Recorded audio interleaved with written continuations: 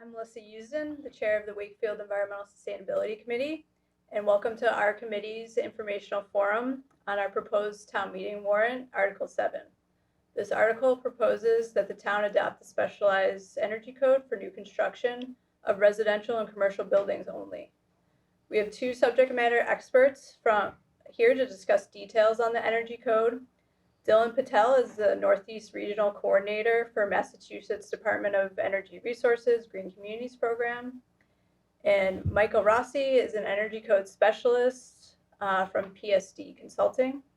They will be presenting information on the energy codes and why it's important to adopt the specialized energy code.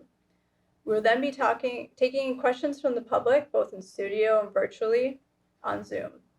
People on Zoom can either enter their questions in the chat or ask them during the Q&A. People in the studio should come up to the microphone to ask their question. Now I'll leave it to our presenters. Thank you so much, Melissa. So welcome everybody to our public information session. This is it's really good to see everyone in the studio and online through Zoom. I'm going to present a little bit about the policy background for the specialized energy code, and then I'm going to hand it over to Michael to talk about the specifics of the code itself. So we're going to start with all the way back to 2008 with the Global Warming Solutions Act. That was what set the stage for the Green Communities program. And the state has done a very admirable job towards energy efficiency and decarbonization. However, as we've seen in the past few years, the climate crisis is getting worse. And we have already crossed the threshold of over 1 degree C of warming.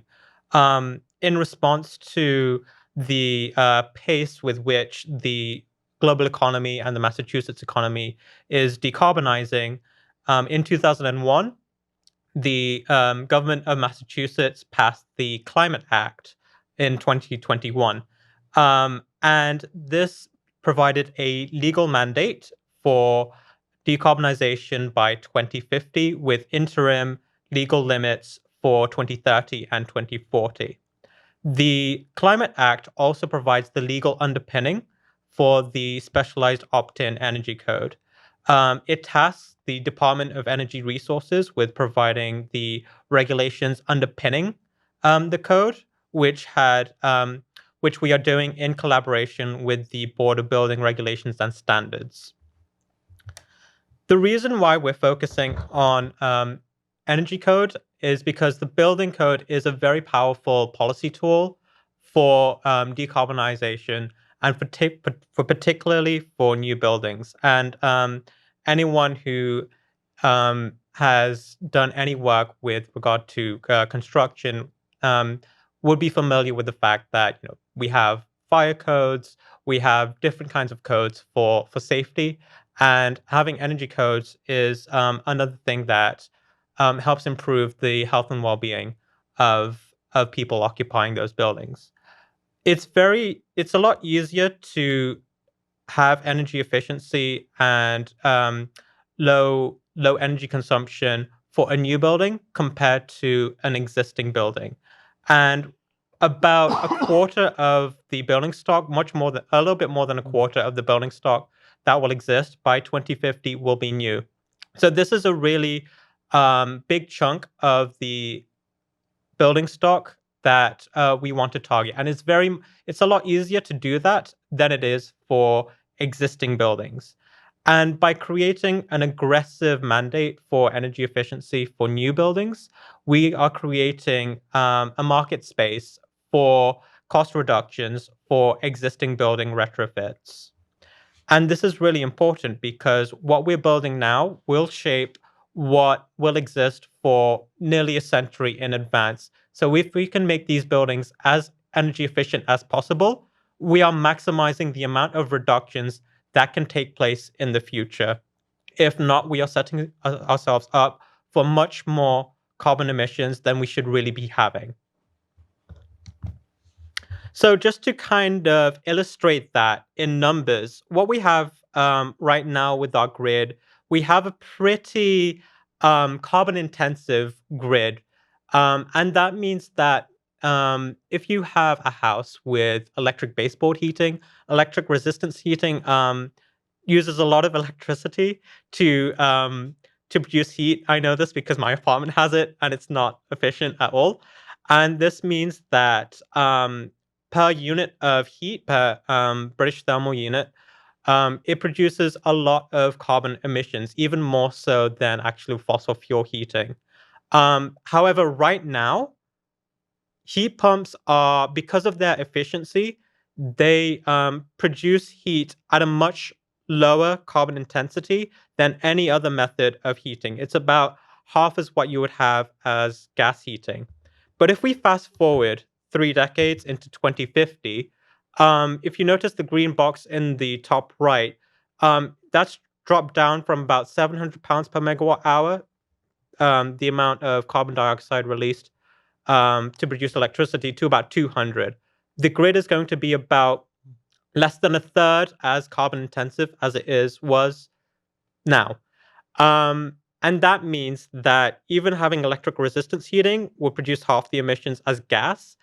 But electric heat pumps, whether air source or ground source heat pumps, will produce a negligible amount of emissions to heat your homes. And that's why we're focusing on having very efficient buildings with efficient heating, AC, and lighting solutions.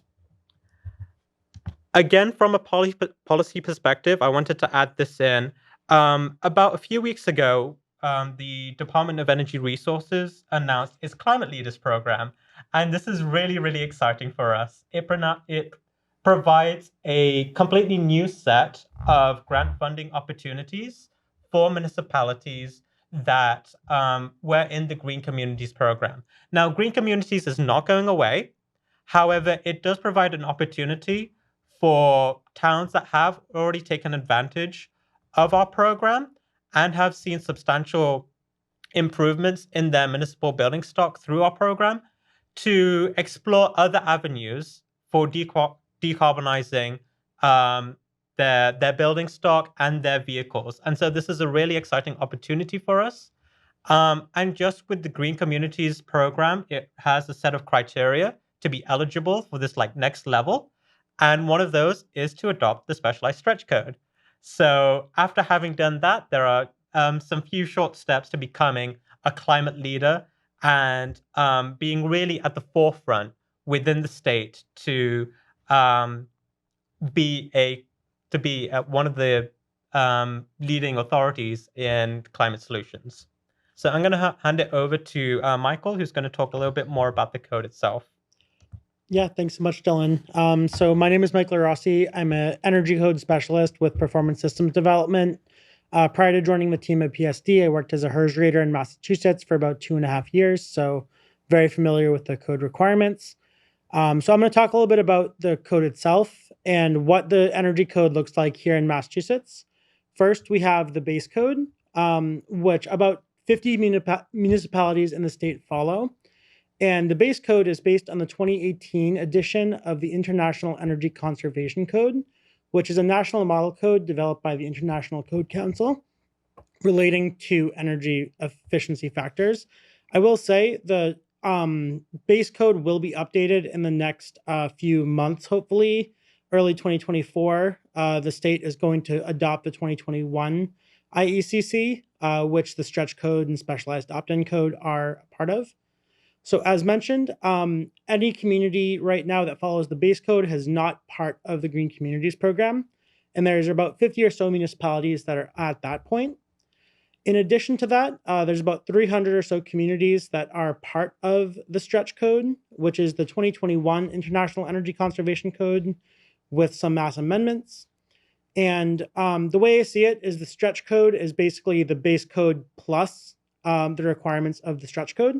So think of the base code as the floor of where you're at for energy savings, and think about the stretch code as raising the floor, as you can see from this pyramid picture. So 300 communities have our stretch codes, and that's shown as being a part of the Green Communities program.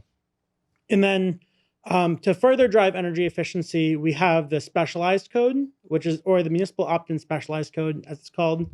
And that only applies to new construction. And as of now, we have around 25 communities in the state that have taken the next step to adopt the specialized code. And what that means is that they follow the requirements of the base code, plus the added requirements of the stretch code, plus the new requirements that are specified as part of the specialized opt-in code.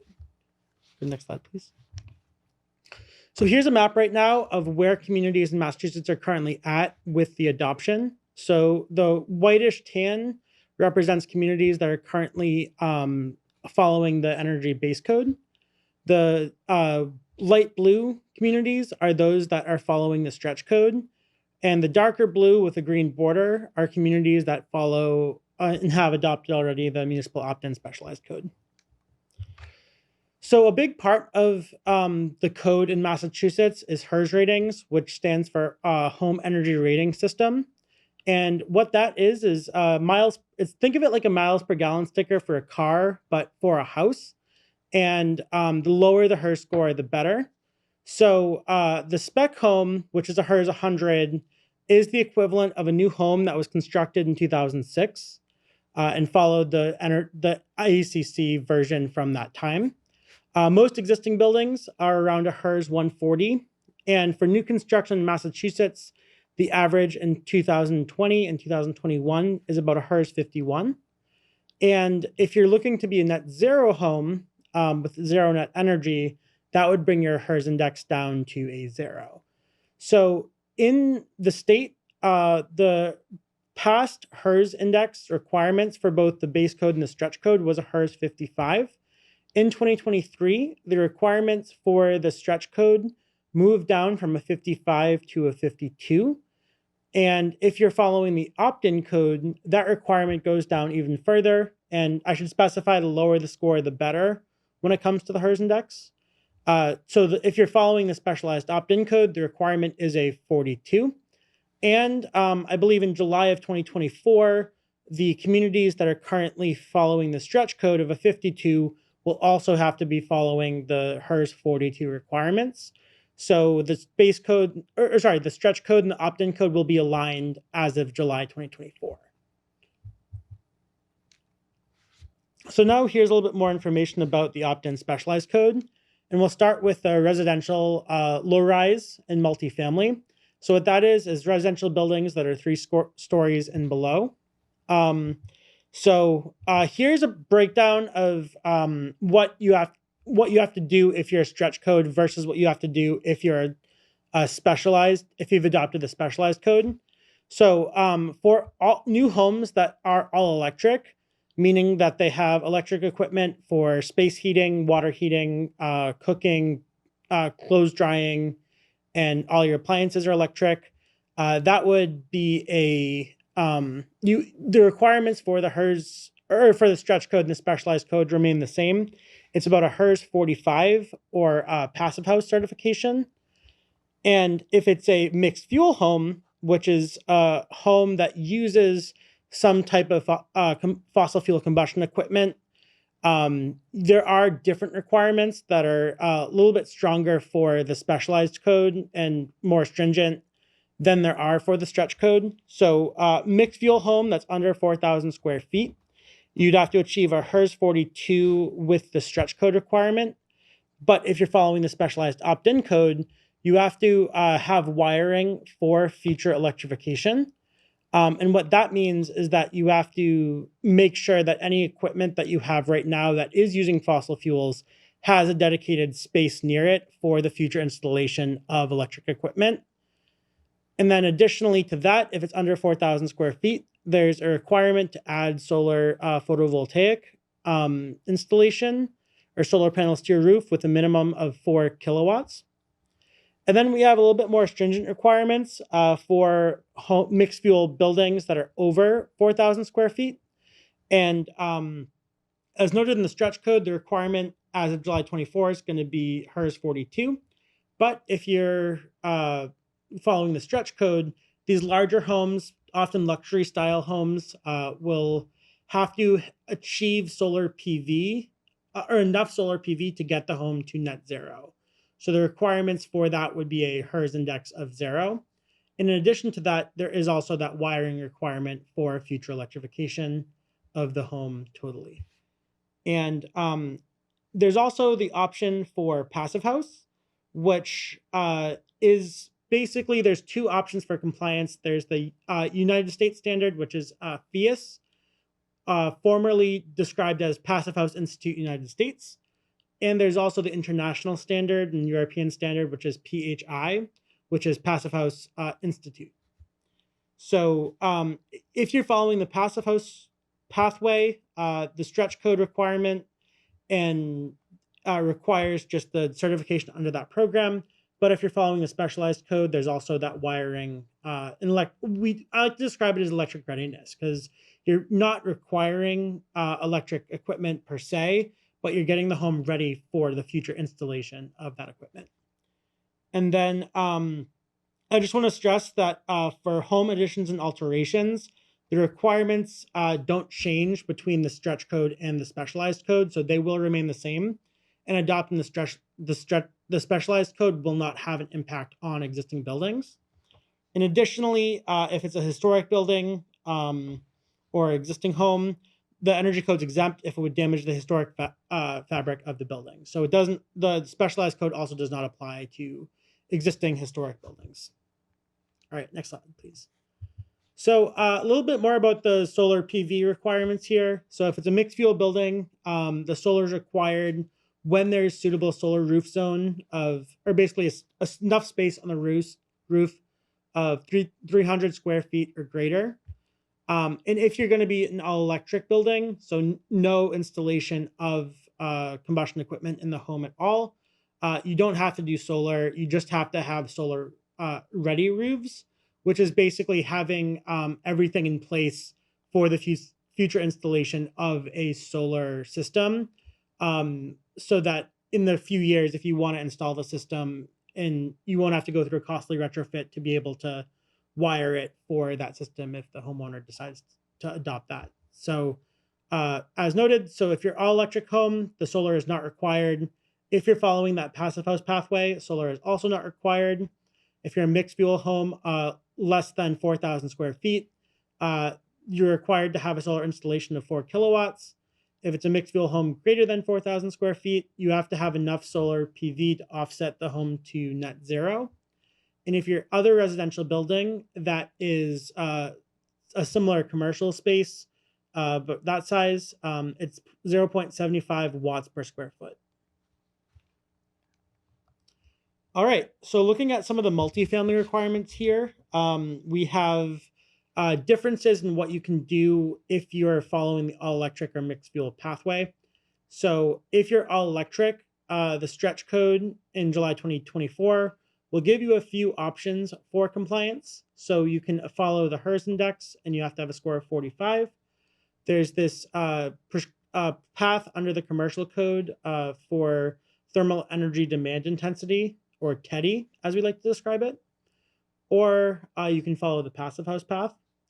But if you're following and this is for new multifamily buildings that are greater than 4 stories in height and over 12,000 square feet.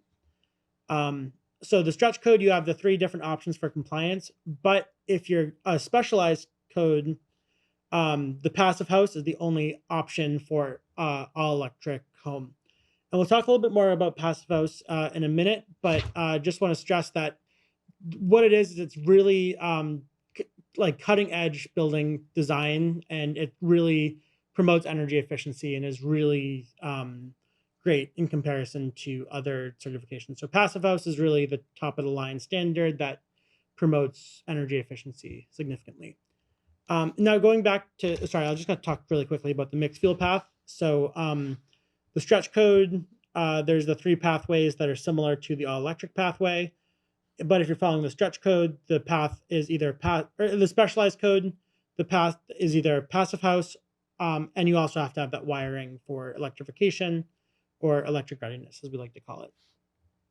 All right, next slide.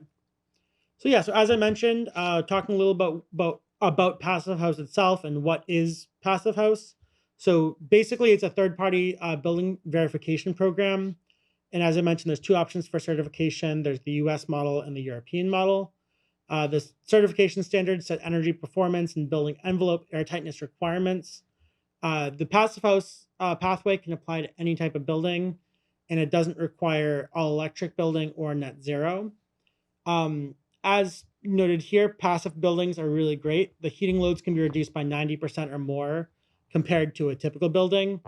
Overall energy demand can be reduced by 60% or more, and there's a really significant improvement in indoor air quality and occupant comfort if you have a passive house level of performance. And I just want to note that affordable housing and passive house are a great mix. For tenants, if you are in a passive house building, you get to see the savings associated with lower energy costs from utilities or for the developer, better indoor air quality, which leads to better health outcomes, improved just comfort, like sort of having a consistent temperature where you feel comfortable in the home, and elimination of drafts in a time where it might be a little bit colder. And then the construction lasts longer, and there's a lot less maintenance needs. So the way I see it is with affordable housing, it's really great for if you build to the passive house standard, it helps reduce energy burden among these communities that are struggling. So, all right, next slide, please. All right. So just a quick overview of the requirements of the specialized code. So it's not going to have any impact on existing buildings, as I touched upon. The efficiency requirements are the same as what they would be in the stretch code. The electric vehicle readiness requirements are the same as the stretch code as well, which the stretch code requires 1 space or 20% of spaces for buildings or multifamily buildings. If you're a multifamily building over 3 stories, you have to follow the passive house pathway. And if you're a new mixed fuel building, there's three additional requirements. You have to have that pre-wiring for electrification, solar PV on available space, and there's the minimum sizing requirements that we discussed earlier. As in homes over 4,000 square feet, which again are usually larger luxury homes, have to achieve a HERS 0, and they can do that by HERS 42 prior to installing a solar PV, and then a HERS 0 after the PV installation is in place.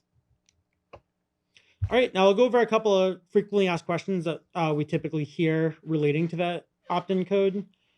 So why adopt it? The number one reason is that pre-wiring, which avoids costly retrofits down the road and expediting electrification in the state. The opt-in code does not apply to existing structures. Existing structures, depending on size, are regulated by the updated stretch code and the base code, depending on where they follow. Will the opt-in code discourage the creation of affordable housing? No. There are opportunities for incentives available through the Inflation Reduction Act in the federal level to help deliver benefits for residents and make it easier to construct affordable housing. The opt-in code does not apply to historic buildings. That's not going to be affected by the requirements of the specialized code. We get a question a lot about if the grid can handle the electrification. And the stretch code and the specialized codes are really designed so the new buildings use as little additional demand as possible, especially during peak times. The specialized code does permit backup generators that might use fossil fuels for all electric homes. So you're not going to worry about if the power goes out, because you are going to be able to rely on the gas if need be for that. And yes, it's possible to install a gas cooktop, but if you are to do that, you do follow the mixed fuel pathway, which comes with additional requirements, as we outlined earlier, for that pre-wiring for future electrification and solar PV. And then the reason why the opt-in code does permit the use of fossil fuels is because we're at a time where utility pricing is really volatile and costs vary 300% amongst mass communities. And is offsite renewable energy generation counted? And that's not part of that. So yeah, now I think that's it for the presentation aspect of this. we'll open it up to some questions from the audience. Thanks. Yeah, thank you, everyone. And yeah, we've just included some slides in the supplements talking about the impacts on commercial path zoning, on the what Teddy is, on the impacts on accessory dwelling units, and a little bit more information on the studies regarding costs and impacts on the grid. So we can touch upon those if there are any questions regarding that, but we are also open to any questions that on any topic, really. There's a question in the chat from David asking, has Wakefield adopted the stretch code already? Yes. Yes. Yep. So they've adopted the stretch code when they got the certification as a green community. That is a prerequisite to joining that green communities program. And sorry, I'm just going to bring up. So I'm not sure when Wakefield adopted. I think it was January 23. Of 23. Yeah. Okay. Of May of 2021 and effective on July of 2021. Okay. Stand corrected. Sure. Yeah. Thank you. Hi. Can you just talk a little bit more about passive housing and what it really takes to become a passive house? I think there's a lot of kind of preconceived, we think passive solar, and that's not what this is. So what would it take to build a passive house, and how many passive houses have you seen being built? Yeah, I'll defer to Dylan on the question about how much passive house construction we're seeing in the state. But I mean, in terms of passive house, the way I see it is it's really promoting energy efficiency. A part of the energy code is airtightness testing. And with a passive house, you're going to get airtightness limits and requirements of how tight it can be that far exceed the energy code. I believe the energy code is a requirement of about a 3, whereas at one point, passive house was a 0.6 requirement, and the lower the better there. So it's just significantly, it's a really significantly tight house that's properly sized, has equipment in it that has the load is really exactly where we need it to be in terms of the design. It has really great ventilation, so the air quality inside them are phenomenal. And that's an aspect of it. In terms of getting a passive house certified, as mentioned, there's those 2 models that you have to follow. And each of those certifications come with a checklist of requirements you have to meet to achieve that certification. There's the FIAS, which is the US model, and the PHI, which is the international model. And each of those comes with, you have to have installation levels of this. You have to have in the design, it really takes into consideration all aspects of the design and puts together stringent requirements that do far exceed what you would find in the code itself. So yeah, passive house is just extremely energy efficient. And so yeah, we took out a slide on the actual numbers just for the brevity of the presentation. But as of this year, there are about 740 units that are certified as being passive house. And by the end of the decade, we're expecting that to be about 13,000. Just because of the scale of not just the scale of adoption of the specialized stretch code, but the way that the housing market is going and the need at the policy level for both affordable housing and for very energy efficient buildings. That's one of the big policy targets for this new administration. And I just want to stress that what we're seeing right now with that 740, about a third of them are classed as below market rate housing, so affordable housing. And I do believe that passive house multifamily units are eligible for like an extra boost on the for LIHTC, for the low income housing tax credit program. yeah, I really like this picture right here of how it shows passive house. Sorry, we have a picture on the screen. I don't know if we want to just put it in presenter mode and turn it over. Unfortunately, we're not connected on the Zoom on that got it. laptop. Okay. But we basically, there's when you take thermal imagery of passive houses, especially next to an existing terrace house. I'll just back up. supplemental? maybe? Let me Yeah. take a look. Yeah. I don't think we put it in the supplemental, Yeah, I unfortunately. don't believe so. But basically, if you did take a thermal imagery, you'll be able to see that there's practically zero heat leakage out of a passive house because it is so well sealed, compared to all of the other houses where it's very easy for heat to leak out of the doors, the windows, the roof. And it's also important to mention that, a sealed house is not a stuffy house. Like, it's not like being inside of an airplane. There's like proper ventilation systems that do have very good exchange rates with the outside air while maintaining a very good ambient air temperature within the building envelope. Yeah, and that's a great point because I've heard a million times or so that we're building houses too tight. That's not the case. If you have a properly functioning mechanical ventilation system that operates continuously, which is a requirement in the Massachusetts Code, you won't have these problems that might develop, and you can avoid problems like mold that might accumulate that some often perceive as associated with that having a stuffy house. We have another question in the chat. What is being done / required of the new large apartment complexes being built in Wakefield, such as the big CCF1 at the head of the lake? So if it's a new building and they would like to get a building permit, after we adopt the specialized code, they would have to adhere to the specialized code, but currently they would have to adhere to the stretch code. Yeah, and I'm not sure if this came across clearly in the presentation. The DOER recommends that once the community has voted to adopt the specialized stretch code, that it wait about 6 to 11 months for it to become effective. So hypothetically speaking, if Wakefield were to adopt this like this month or December, it likely would not take into effect until like June or July of 2024. Yes, we propose July 1st, 2024.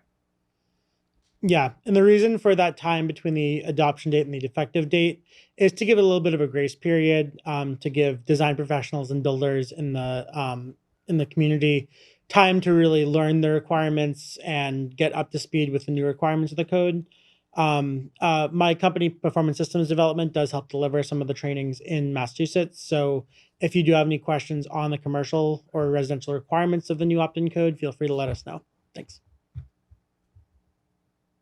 It should also be mentioned that Wakefield Gas and Light currently has a gas moratorium for new hookups for multifamily homes in town. So they are not eligible for natural gas service today.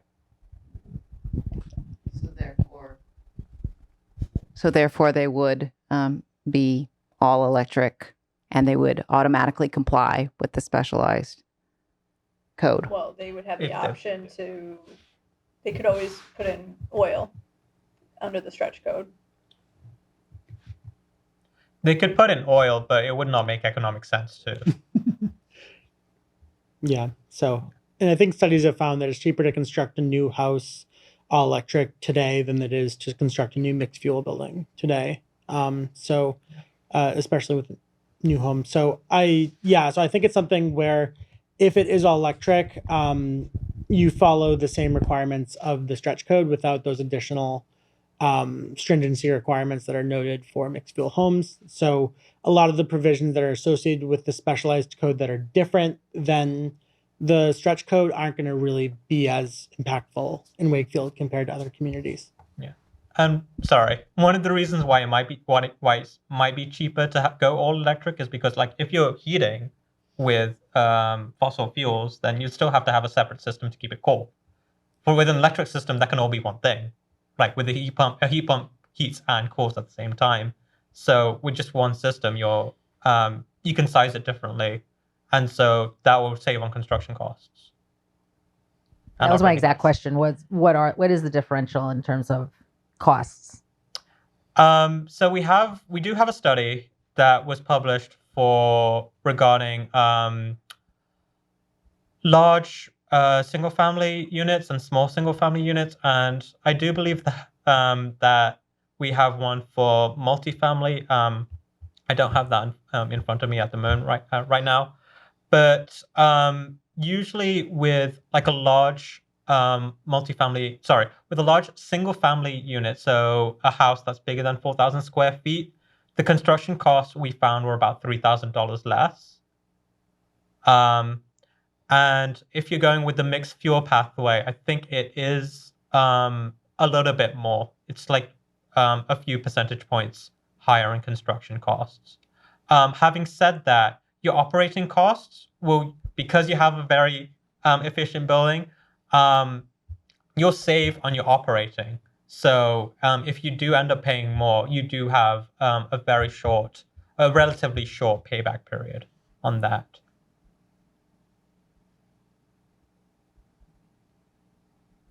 And there are certain federal incentives as well that can offset some of the costs.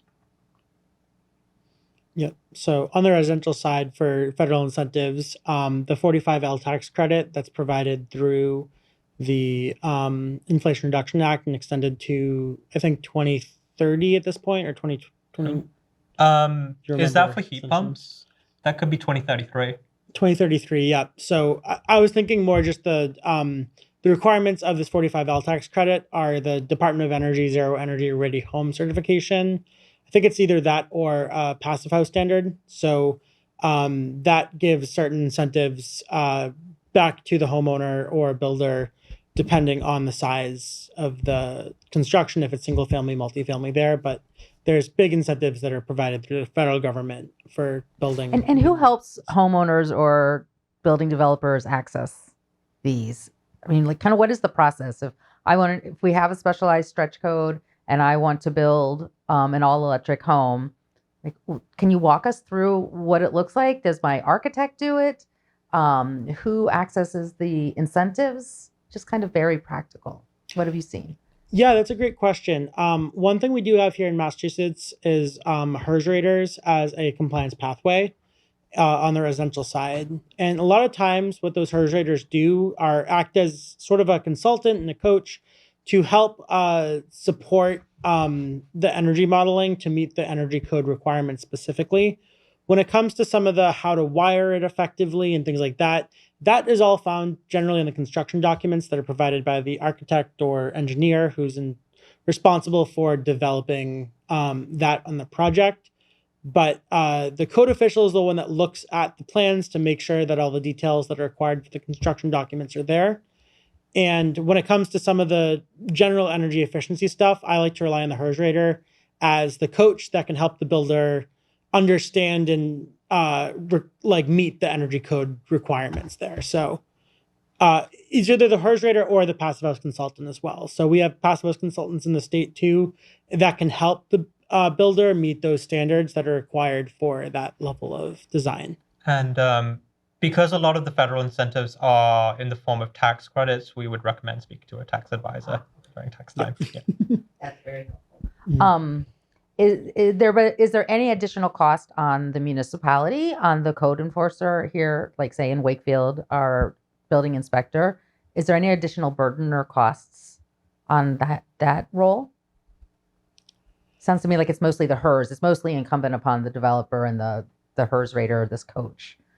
But yeah, I think when it comes to costs there, I don't know if there's necessarily a lot of data on that yet, just because it's such a new code. So I don't know if you've seen anything, Dylan, but from my perspective, like, I don't think that there are significant or any studies right now that really show the added costs to a code enforcement officer of the new code. But I mean, a big part of it is just the training and the hours it takes to get that training done to better understand the requirements there. Yeah. So because the first, I don't want to say the first batch, but we're expecting like the municipalities, the first ones to have adopted or voted in, to be enforced January of next year, and then there'll be another round who have voted it to be enforced in July, and so we're yet to see whether this will increase the workload of building inspectors, but we haven't seen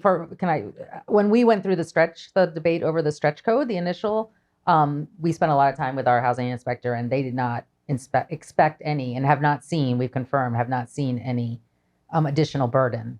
So would you expect that to be pretty similar? I mean, other than training and coming up to speed on what your job is in general? So, I'm sorry, Melissa, what are you No, going to go say? ahead. So, it all goes down to the specific characteristics of the community, and I think this was a question that I actually raised to the committee before this presentation. It all depends on how much construction that's really going to be expected in the next few years. And I think Michael kind of did a very good job of presenting this. That when you kind of had this debate over the stretch code, I think that was an important debate to have because it was such a big jump from the base code. Right. The specialized code is not. It's very incremental. And so it's not going to be a huge additional burden as it was to get to the stretch code. We have a question here from Glenn. Can you summarize the primary differences between the stretch code and specialized opt-in code as a set of reference points for Wakefield residents to be aware of? Yeah, let me pull up that slide. So the differences between the stretch and the specialized specifically. On the Yeah. Yeah, I would have to ask to get the screen share back Oh, yeah. on. Okay, there. Thank you. So we can bring up what it means for like the residential low rise, and if that's what Glenn, if that's what you're referring to. I guess, can you repeat the question? The question was, can you summarize the primary differences between the stretch code and the specialized opt-in code as a set of reference points for Wakefield residents to be aware of? Yeah, absolutely. So this slide that we have back up in the document, I think does a good job of looking at them for one versus the other. So on that blue column of the third column that's in blue, those are currently the requirements of the stretch code. And the column in green next to that, on the right of that, is the requirements of the specialized code. So the big thing here, as noted, is that the most significant requirements are if you're built a new mixed fuel building, there is a requirement for the electrification readiness and being pre-wired to be ready to accommodate that. And in addition to that, there's a requirement for solar photovoltaic. If you're under 4,000 square feet, that's a minimum of 4 kilowatt array. If you're over 4,000 square feet or 4,000 or greater, there's a requirement for enough solar PV to get the home to net zero. I hope that answers your question well. Thank you. Great, thanks. Can you, do you have handy, or maybe that was on the map, the set of communities that have already adopted the specialized code? It is available. It should be available online. Unfortunately, I don't have this laptop connected to the Zoom. But if you go on to or just in your search bar, like Green Communities specialized code, on that website will be a map of adoptees for the stretch code and the municipal opt-in stretch code. And I just wanted to say that might change this week because actually, as we're speaking, there are 2 towns that are voting it in. So fingers crossed that we can have 2 additional towns adopting the specialized stretch code. But that is available online, and we do update that as and when votes happen. Thank you. Yep, and I believe last I checked, I think there was a metric where it's like even though it's only 18 communities that had adopted at the time, that still represented about 18% of the Massachusetts population because some of the more populous cities are the ones that are adopting the code. So there are that there. Yep. Yeah. So and again, the way I see this code is it's just raising the floor. You have the efficiency requirements that are outlined in the base code. You went above those by adopting the stretch code. Now that there's an option to adopt the opt-in code, if you want to take that next step from green community to climate leader and improve the efficiency of buildings in the town, that's the next step to get there. Hi, can you hear me? Yes. So given that the specialized energy code really will just be impacting new construction, are there benefits to the town that you can describe for, the community, that